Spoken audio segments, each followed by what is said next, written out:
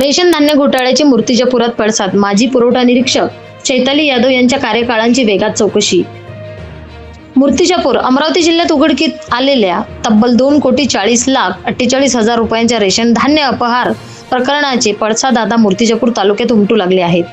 या प्रकरणातील निलंबित तत्कालीन पुरवठा निरीक्षक चैताली यादव यांच्या 2019 ते 2024 या काळातील व्यवहाराची विभागीय स्तरावर सखोल चौकशी सुरू करण्यात आली आहे। तपास यंत्रणेकडून त्या काळातील पुरवठा विभागातील कर्मचारी, स्वस्त धान्य दुकानदार तसेच संबंधित व्यक्तीची चौकशी करण्यात येत आहे।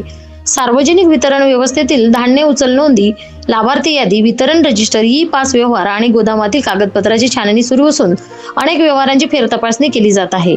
जिल्हा पुरवठा विभागाच्या चौकशीत जानेवारी 2023 ते डिसेंबर 2025 या कालावधीत 4,286 क्विंटल धान्याचा अपहार झाल्याचे निष्पन्न झाले आहे। या गैरव्यवहारामुळे शासनाचे 2,40,00,000 रुपयांहून अधिक नुकसान झाल्याचा उल्लेख 27 मार्च 2026 रोजी सादर करण्यात आलेल्या अंतिम अहवालात करण्यात आला आहे। चौकशीचा फास दिवसेंदिवस अधिक घट्ट होत असून संबंधित कर्मचारी व स्वस्त धान्य दुकानदारांवर कारवाईची टांगती तलवार असल्याची चर्चा तालुक्यात सुरू आहे। संपादक इस्माईल शेख सह प्रतिनिधी श्याम वळसकर, महाराष्ट्र न्यूज 1 मूर्तिजापूर। चौकशी समिती दाखल झालेली आहे पुरवठा विभागाच्या संदर्भातली। चैताली यादव यांच्यावर मोठ्या भ्रष्टाचाराचा आरोप करण्यात आला होता। काय नेमकं? माननीय उपायुक्त पुरवठा अमरावती यांचे 22/5/2026 आदेशान्वये जिल्हास्तरीय समिती आपल्याकडे चौकशीसाठी आलेली आहे।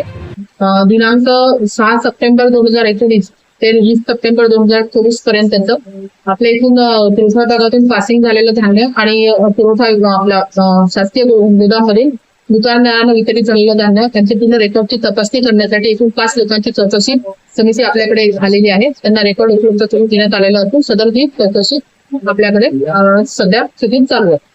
मॅम, त्या काळातले जे पुरवठा विभागातले कर्मचारी असतील किंवा त्यांच्याशी रिलेटेड जे स्वस्त धान्य दुकानदार असतील त्यांचाही चौकशीच्या याच्यामध्ये भोऱ्यात आहेत का? त्यांचाही समावेश आहे का? त्या कार्यकाळात ते कार्यरत असलेले FSI त्यांना आपण या ठिकाणी म्हणजे पत्र देऊन बोलावून घेतलेलं आहे, जेणेकरून चौकशीच्या कामामध्ये त्यांची मदत होईल।